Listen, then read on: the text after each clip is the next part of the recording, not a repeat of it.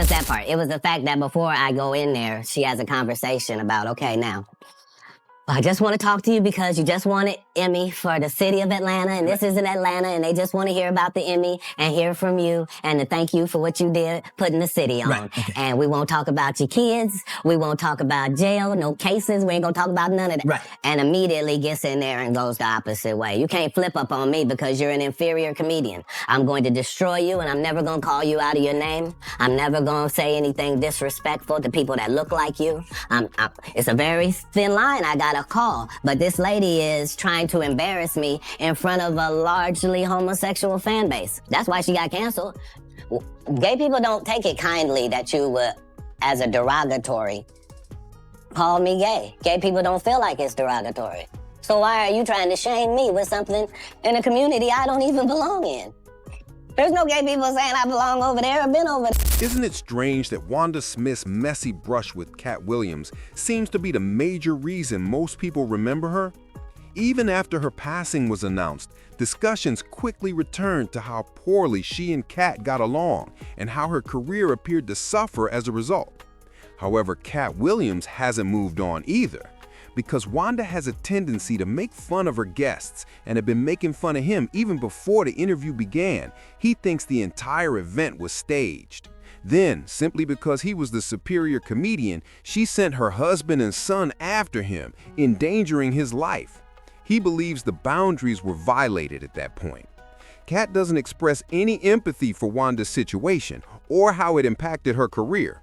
In his view, harm her or you don't. Because I didn't even know any of the stuff that she had done to my fellow comedians until afterwards. I just know that it was a setup. Right. And remember, they tried to kill me this same weekend. Not in jokes, with a real gun in my real face on real camera. Understand I'm losing my life for participating in something that goes along with my job. Like, it's two comedians, what do you mean? Most people's memories of Wanda Smith now revolve around the startling incident in which Katt Williams totally embarrassed her on her own radio program and the seeming collapse in her career that followed. However, Wanda had a strong run before all that controversy. Likely, you frequently heard her on the radio if you grew up in Atlanta in the 1990s or early 2000s. As one of the hosts to the Frank and Wanda Morning Show, her voice was well known, and she was known for being witty and amusing while on the air.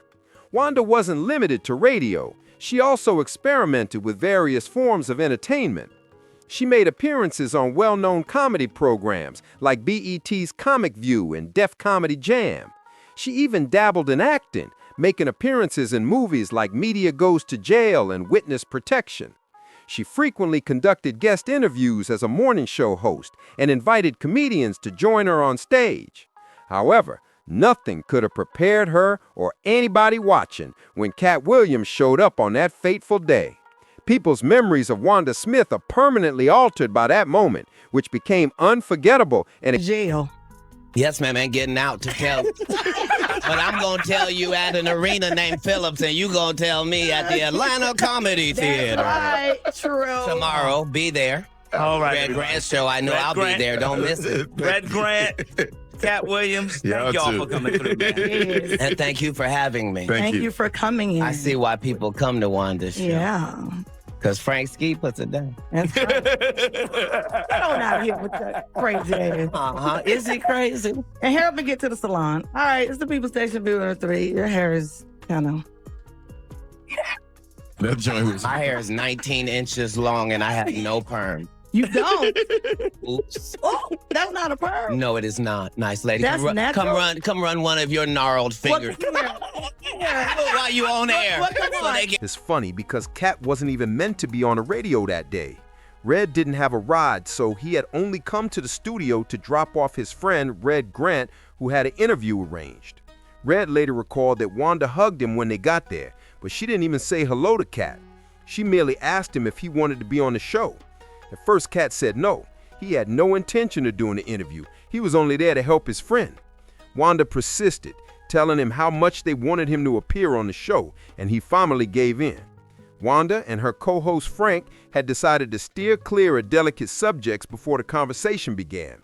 They intended to concentrate solely on the positive aspects of Katt's life and avoid discussing his children or the legal problems he was dealing with. However, things swiftly went awry.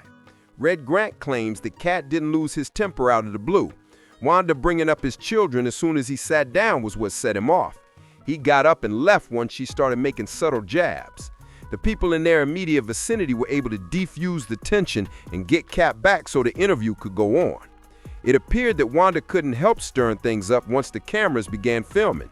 She quickly brought up his children again and began criticizing every aspect of him, including his blood pressure, clothes, and hair. She attempted to unbalance him and cause him to lose control. However, Katt was not going to back down. He responded with quick, astute rebuttals that only increased the tension, matching her intensity. Everyone watching could see that neither of them was willing to surrender an inch as the So, Get this inmate out of here. if you can't get your blood pressure down, you can't call me that. Whatever, little mama. If your cholesterol is 600, Whatever, little mama. I'm little mama's baby daddy. No, you little mama. Yes, ma'am. Hey, girl. And what are you, girl? You probably shouldn't talk about sizes. No, that's okay. You big on the radio. That's right. And you're big Turn in it prison. down. And you're Yes, big in ma'am. prison. I've never been to prison. You have 19 several felonies, times. no conviction. Katt showed no indications of slowing down, even when Wanda was running low on energy. You have to ask yourself why she ever believed she could compete with him.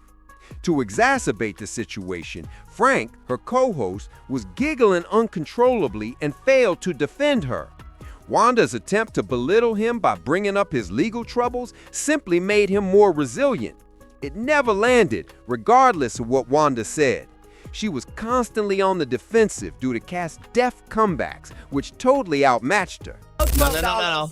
That all is available. If you wanna have Wanda's jewelry, please go to Citgo or Quick Trip at any point. If you buy 2 packs of Newport 100. The interview rapidly gained millions of views after becoming viral on social media.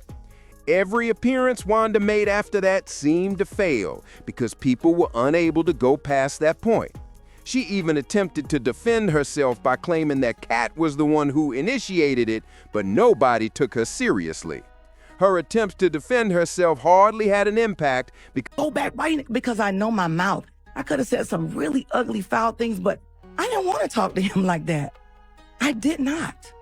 It was a respect thing. Being live on there was no way to alter anything because it was live on the radio. Every conversation and every word was publicly available for everyone to hear. Wanda was unable to prove that Katt had attacked her because it was evident to viewers and listeners that she continued to make small jabs at him.